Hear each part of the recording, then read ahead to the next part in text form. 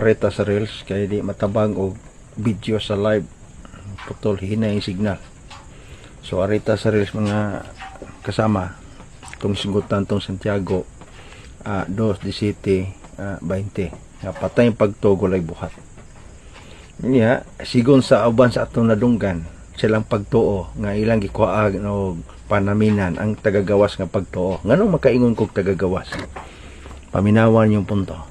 Kay patod pa sa ilang katarungan, bahalag nagsukwahi ang pagtuo basta saktos buhat. Di ba? Tinuod? Uy.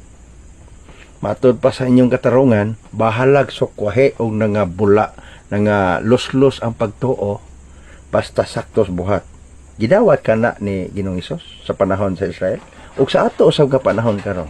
Gidawat ka na sa bagong pangalan sa atong Ginoong Kristo atong pasultion ang bagong pangalan ni Ginoong Hesus.